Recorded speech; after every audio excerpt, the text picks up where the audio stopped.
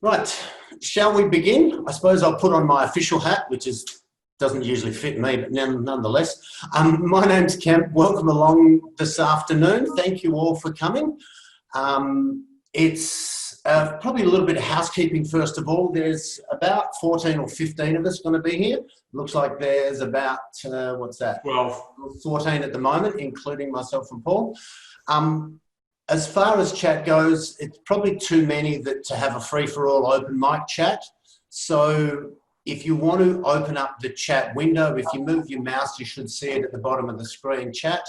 If you type messages in there, Paul's already put one in, please post questions in chat. Ian may well see them and answer them directly, or Paul and myself will also be monitoring it. Alison's already on it, as I can see. And we'll get all your questions out that way. Put them in whenever you like. If there's something that you are curious about, pop it in there. We may not address it straight away, but we will do. If you've got a long question, just let us know I need to voice a question and we'll say, yep, go for it, and give you your time in the sun, for want of a better term. Speaking of time in the sun, Troy looks like he's got a nice background going there. Pina colada to go with that one, Troy? You can give me the thumbs up. Right, let's begin. It's my pleasure to introduce Mr. Ian Martinez. Did I get that right, Ian? Sounds good. Sounds good. He didn't say yes. Okay. Ian is the CEO for Oz Cyber WA, and we're really thankful to have him here today to give us an idea of what's happening in the IT industry, more along the cybersecurity side. But nonetheless, shall I start? Sounds like a plan. Okay, Ian, can you let us know sort of how you got to where you are today? What was your career path? You know, do you enjoy what you do? Things like that. Yeah, no, thanks everybody for dialing in. So many kind of Zooms and Hangouts and all sorts of things these days. So I appreciate even being here. Especially on a Thursday afternoon without alcohol. But yeah, career-wise, probably like a lot of us, it kind of just wound its way into where I am now. But yeah, initial background in kind of economics and finance, and then yeah, kind of international business stuff. But a lot of it in the last couple of decades has been ICT related. So I guess with just very quickly, a couple of stints in the US in emerging tech. So last century into this century, now you know how old I am, born in the 60s. But yeah, so I guess at that time, as many of you know, kind of new internet, and then a lot of domain opportunities. So I was in California focusing on military tech and health and telco. So I guess I got to see through that dot-com era the need to translate a correct message around tech. So it's basically simplify things for acquisition or partnership or yeah, just more market expansion really. So with that, did further study in information systems and kind of, again, on the business side, not in the poles and wires side, but again, had to manage InfoSec teams out of, again, working with Deloitte in Washington, DC, and another company called Bearing Point. A lot of it was deployed into Middle East and Central Asia. So again, communicating the ability for data storage, retrieval, kind of movement of, and a secure movement of data, whether it was citizen or whether it was kind of protected private data. So yeah, the background kind of weaves its way in and out of tech, but just to say that it always needs somebody to translate things from a business point of view. So that's where, I guess that's where I come in with the Oz Cyber role. That's, and a lot of dealing with government, I guess, along the way. So whether it's you know, bid and win opportunities, whether it's kind of understanding scopes of work or requests for quote or tender or expressions of interest, all that sort of stuff. The kind of ability to translate, you know, writing or technical writing into easy speak is kind of what I've now fallen into with Aus Cyber. So just for those of you who don't know, Aus Cyber is one of the industry growth centres for Australia. And more pre-COVID, but certainly in COVID and in the post-COVID recovery, a lot of the key industry segments for Australia that are commoditizable, will be critical, I guess, for the recovery and the way that we, deal with the jobs and growth agenda that's coming out nationally and out of this state. So out of the industry growth centres, food security is one of them, as you've seen with the kind of recent embargoes and the kind of the tariff restrictions from China and other places. But equally, advanced manufacturing. So again, you've seen that come to the fore with the produce local, buy local, local input quotients, etc., for manufacturing. Also, the mining, energy, trades side of things with METS kind of companies is another one of the industry growth centre verticals. And cybersecurity with Aus Cyber is one that kind of wraps around all of those. And that's the space that I play in. So whether it's medical technology, pharmaceuticals, for example, and the opportunities there that are sovereign, that's the type of thing that we deal with in any of those sectors. Where, again, whether it's transport, logistics, getting stuff to port, getting farmers secure access through device management, farm management, stuff out at ports for critical infrastructure. That's the type of thing that we do with cybersecurity around Australia. And there are probably 300 to 400 decent companies in the ecosystem for cyber around Australia. So again, Australian sovereign capability, Australian passports, Australian ABNs if we're dealing in the supply chain. So again, as you've seen from whether it's rhetorical or it's on purpose around the world, a lot of countries are now looking at their ability to shore up their own supply chains. So again, whether it's a government procurement, which again, most of you know, it would be good to get in and get a local content opportunity when we're buying and selling. That's the type of thing that we've been advocating to government more and more, this state government, but also at the federal level, to say, hang on a minute, if there's capability in Australia, why are we buying US products, Chinese products, US services, Chinese services, Israeli products, Israeli services, etc. So the nearshore opportunities that we see is for coalition of the willing, I guess, to buy and procure Australian products and services. And obviously my role in that is cyber. But equally, it can be in any of the verticals of, data science, whatever, big data. So that's kind of in a nutshell what the Aus Cyber remit is. I obviously can do things all over the state. So just to let you know, there was obviously a media release today that my hub is getting more money from Minister Dave Kelly. So I can, just expand the remit and the reach of this hub. But basically, I can go. I've been to Karratha, Geraldton, Bunbury, Bustleton, and a few other places of critical infrastructure. Whether it's small businesses dealing with their cybersecurity that don't understand the Essential 8 and how to, use password managers or configure their VPNs or home wireless networks or whatever. That's the type of thing we use Edith Cowan University students for in a program called Cyber Check Me. So that's expanding. I kind of started it years ago with Professor Craig Valley at ECU. We've now kind of sold it into Tasmania, New South Wales. I'm working on South Australia, but also looking at Kuala Lumpur, so Malaysian market as well. And what it does, we pay the students.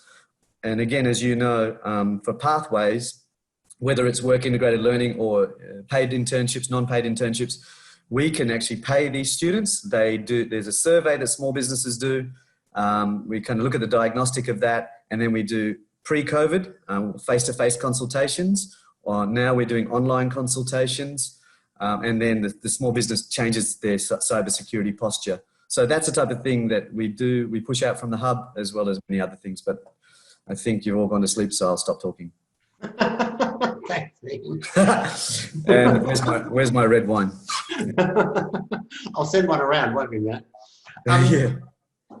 Let's have a quick look at COVID-19. I know with our IT support company, when COVID hit, their business literally went through the roof.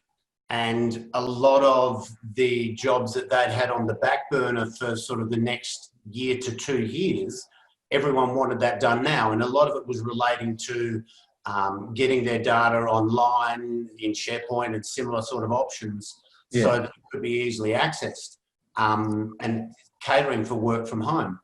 What do you think COVID has had as far as an impact goes on some of the various ICT industries, and obviously cyber as well? I know dodgy bastards, pardon my language, don't go away just because there's a virus. How do you think COVID's had an impact, and what do you think it's going to pan out to, perhaps? Yeah, kind of great question. And again, not to bore you, but I'm going to try. I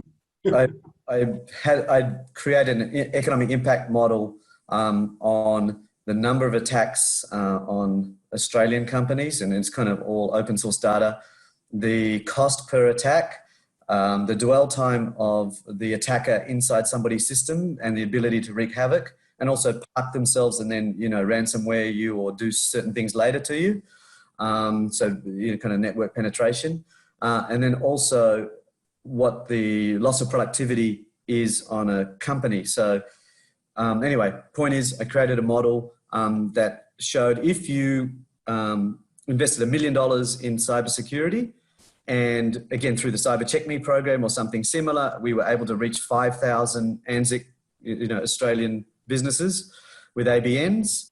What would their cybersecurity look like after that? And the model clearly shows, and kind of that was my background in many incarnations of careers, but the economic model shows that for $1 spent, I can prove a minimum of $4.70 return to the West Australian economy, or Australian economy, doesn't matter where you model. And that's inoculating 5,000 businesses in the essential 8 of cybersecurity. And as Kemp knows well, what those practices can be, and they're not that difficult. Obviously, if you get up to application whitelisting, it's harder, costs more money and time, etc. But in terms of the ability to understand what the value of, you dealing with invoicing on your mobile phone, or have kind of customer files, or you have unique IP that you're sharing amongst certain people and you're shunting files back and forward on unsecure networks, I guess that's what I modeled. And again, that $4.70 is in contrast to if, as you guys know, if you give a small business $1 for a stimulus for a consumer good that's got a tax deduction, you can only really return $1.50 to the local economy. And that reason is because if you buy a consumer good and it's, South Korean with different operating systems and different kind of supply chains around the world, the value to you buying that for $1,000 or whatever it is in WA can only return an extra 50 cents for every dollar. If you put money into Metronet or, building freeways, ports, train stations, built infrastructure, again, my past lives have allowed me to model marina, $500 million marina installations in Queensland and Western Australia, for example. That can only really return you $2.40 for every dollar spent.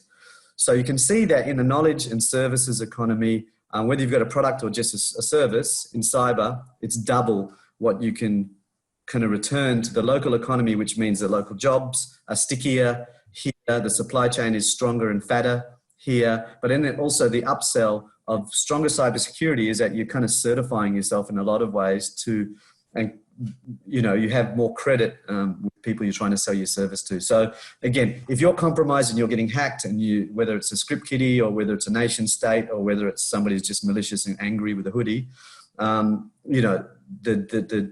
the detriment to the West Australian or the Australian economy and the leakage is that you're out of business because this doesn't work anymore. Your connection is compromised. Somebody might be in your network.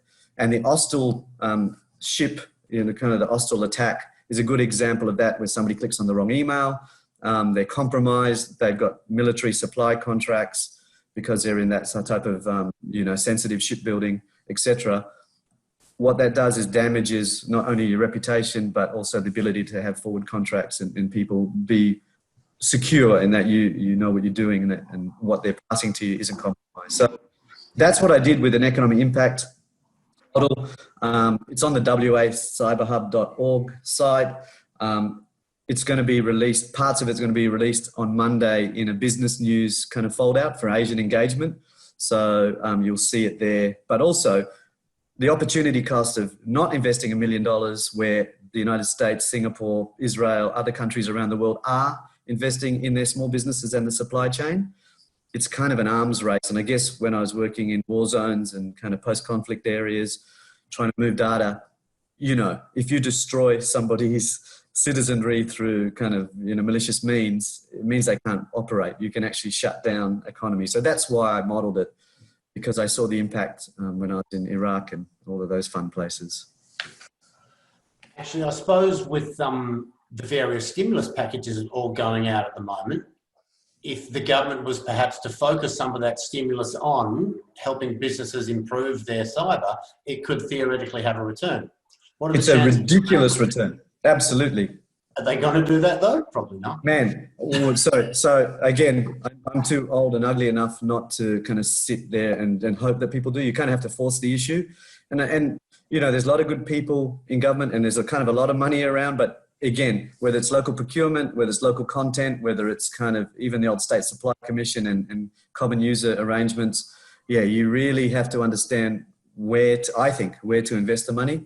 And again, years working with the Americans, they're bullish and they're aggressive about this sort of stuff. I think if we've got world's best cybersecurity and, you know, operational technologies for control systems for Woodside, for example, we don't tell people enough about how great we are, whereas other economies certainly do, and they get investment. And again, I'm sure most of you on the call know people that have taken money and gone out of Australia or parked their expertise somewhere else in the world and then might have brought it back, or that they might still be overseas. So that's the thing that I'm scared of. And yeah, I've got a son doing exactly the same thing in New York City right now. So, you know, yeah, it's brutal, but it's a global, you know, playing field. So fair enough. Let's turn it around a little bit. Let's look at employment opportunities in ICT and cyber in general, but also bearing in mind that, you know, we're dealing with a group of high school teachers and we're mainly dealing certainly within the ICT, so year 11 and 12 students. What sort of prospects are there for high school leavers going out there into the ICT industry or the cyber industry, and what might be some of the requirements that they might need to pursue? You could probably answer this better than me, but I'll give it a shot. Cyber is working with, Joseph Banks High School, or was it secondary college, on the Pathways in Technology program. So that's in Wanneroo. And they are kind of, again, with this interest in cyber is not easy to sell to students. Because especially it's like saying data science to an adult. They go, what the hell's that? So there's kind of, I'm involved in it. Edith Cowan's involved in it. A lot of the cyber companies, but also some of the industrial companies around Perth are involved in it. So I think it's almost the if you can touch and feel it, then you can understand it kind of model. So even with that PTech program, we're hoping, and there's some that have some aptitude, but again, if it's working with ECU students on little hackathons, so again, we bring students to campus. Dr. Michelle Ellis runs that. Some of you may know her, but she's fantastic in that, with second and third year cyber students, the 9s and 10s come on campus, or they do things remotely at the moment. And it's just very simple, capture the flag, challenges that are set up. The students go through and understand basic cyber, but, oh, cool. Somebody knows about that. Thank you. Well, shall I stop talking? Because you guys probably know. But yeah, I just come in from the business side of things and say, if you kind of think like an American student, you have to be aggressive. You have to put yourself out there. The pathway in that is proven for the fact that I'm dealing with about 35 to 40 ECU students with the Cyber Check Me program. Again, instead of doing, well, they do will, but also they kind of work with us on Check Me. They get paid. They get in front of companies like, Hyvent through, Singtel and Trustwave, Asterisk, sorry, Red Piranha, Sapien, all these other companies in Perth.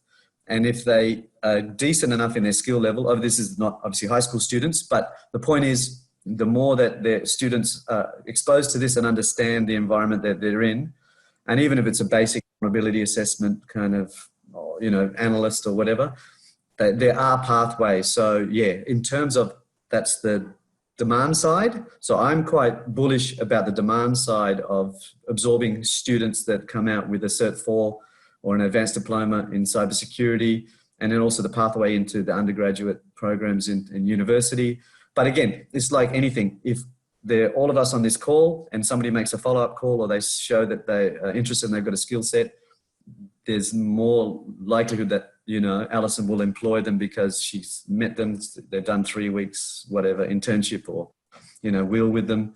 So that's the type of thing that I'm seeing more of. But on the East Coast, it's a bit more aggressive and cyber. There's just more competition, I guess, from international, well-established companies, and Kemp knows them very well.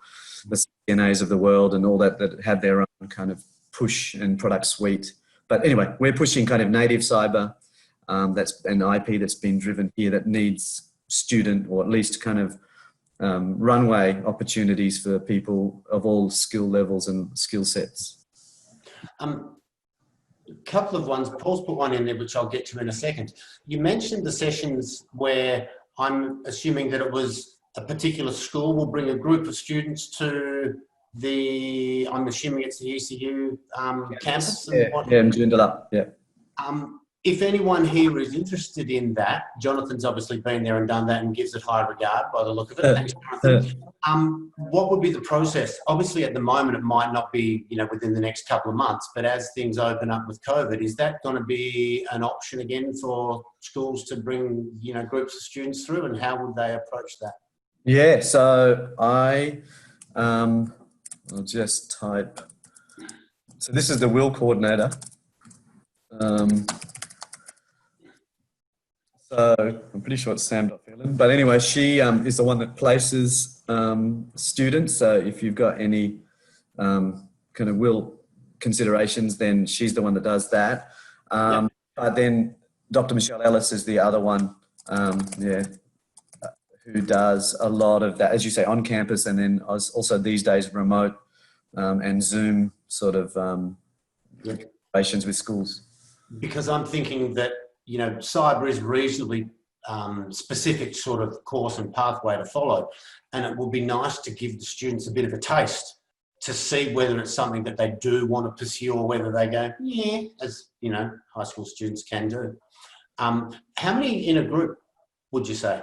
So when we did I did the National Missing Persons Hackathon at Space Cube last October. Yep. And that kind of real-time event where we were looking for 13 missing persons around Australia using kind of, American software, but that's fine, Trace Labs. But yeah, the cops were there, or Federal Police, West Australian Police, and I had school groups and also university groups, and then also cybersecurity professionals. So we ran that for 60, but you can log in as many people as you want, as you know. On campus at ECU, I think they do, when they have school groups, even with 3 rooms, they can run up to about 20, 30 students in each room with all of the cyber ambassadors or students. So yeah, school groups that come on campus, they just figure it out. And Michelle Ellis is the one that figures that out with you. So definitely hit her up. Oh, wonderful. Thank you very much. I'll let her know that I told you. No, she's fine. That's her day gig. It's fine. I won't mention anything. Right, what's next on my list of questions? Now, I've got actual official questions, which Ian's been given, and I've got some other ones that Ian doesn't know about, and I'm kind of chopping and changing just to keep him on his toes.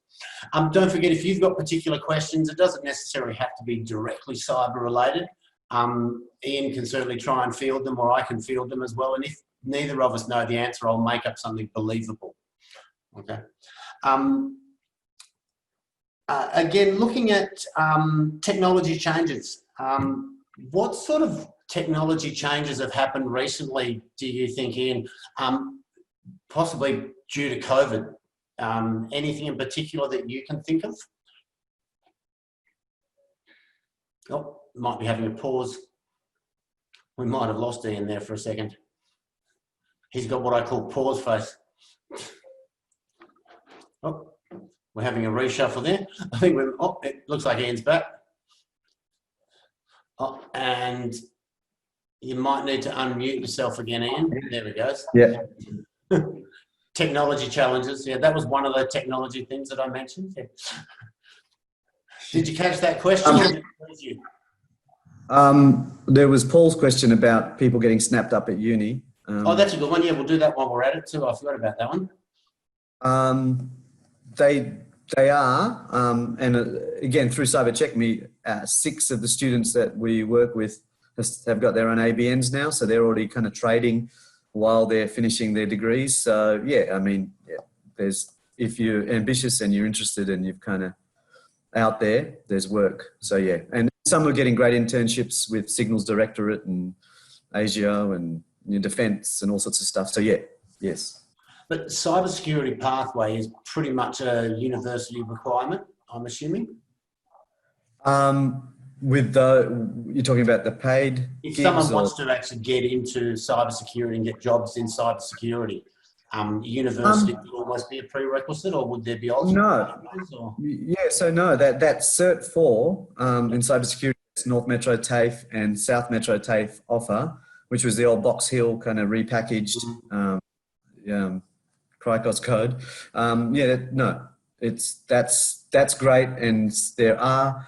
I know Quad IQ in Perth on the terrace has got some TAFE Cert 4 graduates in the SOC, in the Security Operations Centre there.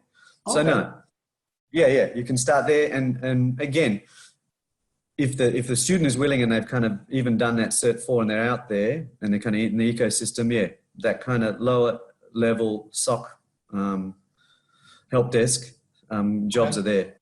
AWS, same thing, service desk, yeah. Oh, cool. It's nice to know the jobs are out there. I did mention technology change. What sort of technology changes, if any, have you come across, especially with COVID and getting over COVID? You're talking about remote working or? Well, yeah, anything along those lines. And probably remote working is the main one. But is there anything else that comes to your mind as far as technology changes, or has COVID triggered any changes in the technology industry that perhaps wouldn't have happened for a number of years otherwise? Yeah, great question. And again, because I guess I'm dealing with the ecosystem, a lot of the companies that are selling secure operations service, SOC services, which is whether it's 24/7 monitoring and kind of threat management, a lot of them early in COVID, so probably March, April, was saying that corporates, this is at the corporate end of town, they were skinnying down their resources, so people weren't going into the city, West Perth, and all the rest of it. So the problem was when they had a breach, they couldn't get executive team and people together. So if somebody's on a day off or at the beach or, dropping kids, or probably at that time was trying to throw their kids out of the windows. But it was hard to manage a response. So then, as we know, dwell time is important with a breach. Even if it's a break and enter, somebody, smashes a rock through your bedroom window, you have to respond pretty quickly. So they were finding that a little bit of a challenge when the CIO, CEO, CFO, COO weren't around. That's at the bigger end of kind of that 24/7 management. But so yeah, the breaches haven't stopped. They've kind of increased because again, with a weak Wi-Fi router at home that's got the, the manufacturer kind of password still on it, that's easy to breach because you just have to dial it up on the internet and you can kind of break somebody's home router. Yep. Oh, we've got a pause going on again. Don't you love it when technology fails, especially in a technology meeting? I know one thing that we, I think it was last week, I was in a meeting with our ICT support company that supports skills strategies, and we were talking about security and disaster recovery plans. And in times gone by, you used to have a massive big disaster recovery plan, and one of the things was, what happens if your building goes down? Sorry, Ian, we lost you again for a second there. Yeah, And my VPN actually threw me off. What the hell? oh, okay. Are you dodgy? That must be why. I was just saying that the disaster recovery plan that we used to have was quite complex as far as what you used to have to do if your building burnt down. And now it's actually a whole lot simpler. It really is just send everybody home. Yeah, and I guess Working from even the ability to respond and let everybody know instantly about a cyber breach is something that we're looking at. So there's no real, for small businesses and others, no cyber 000. So for cops, you know, when something catastrophic happens, you know to dial a number. But the Australian Cybersecurity Centre, ACSC, has a 1300 Cyber 1 number where you can report breach. Problem is, and if you know, guys know ACORN, but that's where you notify of a breach. Again, the problem is it's under-reporting. So it's like the COVID app. If you don't test and you don't know that you've been breached or breaches aren't reported, then there's an under-reporting in terms of criminal activity or cyber breach. So we can't really remediate. We don't really have the stats. So again, ECU and myself, we've done a survey to over 100 businesses and found that only 8% of people knew that they even had to notify for a breach. And that's under the Act. So even that sort of is not well understood. So when people are breached, they don't know that they are. Even when they are, they don't know who to notify. There's no Ghostbusters number. So there's all of that sort of stuff that's happening now for compliance. Okay, yeah. You mentioned the COVID app, which actually just piqued my curiosity. Do you think it's secure? So, you can no comment if you like. so we could probably social engineer anybody on this call and we could figure out if they're using Google or they're using any social media or they're using, you know, something that's remote, external to themselves and not secure. So yes, it's the Cybersecurity Cooperative Research Centre, CRC. Look, the deep cyber guys at ECU and other universities from around Australia looked at it. Professor Craig Valley and his kind of team in security research looked at it. So yeah, you know, you're more vulnerable to the stuff that you've already put out there and by the things that you've signed up to with waivers than COVID app. But, you know, the other problem is, I thought you were going to ask me the question about AWS. So the problem is for Australian sovereignty, that was the issue with Amazon, that we were going to cloud service it offshore. But the Australian government quickly jumped back on that and said, no, it's all housed onshore. Okay. The problem with that is that the kind of intel and the kind of remediation of it was given to Boston Consulting Group. So again, it was a non-Australian consulting consortium that were given $4.8 million. So that's the bit that AusCyber has kind of been jumping up and down about, because we've got great SOC management companies in Western Australia, Canberra, New South Wales, everywhere, but it was given to kind of those companies, the offshore. Company, yeah. Yeah, people aren't too happy about that. Yeah. With a large percentage of the workforce working from home, has that increased the security risk? I'm assuming it does, because people's home routers and what have you are not secured, not like managed ones at business premises, I'm guessing. I'll give you the shortest answer of the call. Yes. No worries. I figured that was the case. I just thought I'd throw it out there. Yes. Okay. What about our young people, the year 11s and year 12s that the teachers are currently teaching? Can we prepare them better for coming out into the workforce or possible university pathways? Is there anything that we should maybe be looking at that you might know of? Yeah, again, this is kind of great question, and a question that a few of us were raising today in another call, but it's a bit philosophical, so it's a bit, you know, happy clappy. But basically, Israel and other countries that have kind of national service, if you like, with 8,200 for their in IT and kind of the way that they're all groomed with basic. Well, there's a breach right happening behind Ian. Look at him. She's hoovering up the information. Yeah, Australia doesn't have that. So yeah, we don't have a basic, if that skill set is baked into students, just like a stranger danger earlier in curriculum, even if it's kind of a basic, you know, show and tell, then as we know, students aren't silly. So even their own cyber hygiene for the stuff that they post on Instagram and Snapchat and TikTok and everything else that my kids overuse and overshare with, that stuff is, again, it gives you a breadcrumb trail to be social engineered when you're trying to apply for a job in the future. So I think, yeah, that world needs to change. And I think, yes, some schools, and I'm involved in a couple, are doing a good job with that. It's just whether the kids and others understand it and want to listen to it. So, yeah, good luck with that. But, yeah, you're right. It's definitely needed. Other countries that are more centrally controlled can do a better job of it. Yeah, we can't tie them in the corner and make them, digest this stuff. Yeah, cool. I do notice that with the upcoming ICT package changes, and with the BSB package changes, they've actually introduced a lot more cyber-related units. In the ICT, more so at the Cert 4 level, BSB, there seems to be a few at the Cert 3 level. And one in particular was very much focused on personal security with what you put on the internet and everything else, your digital footprint and whatever, which I thought was really good.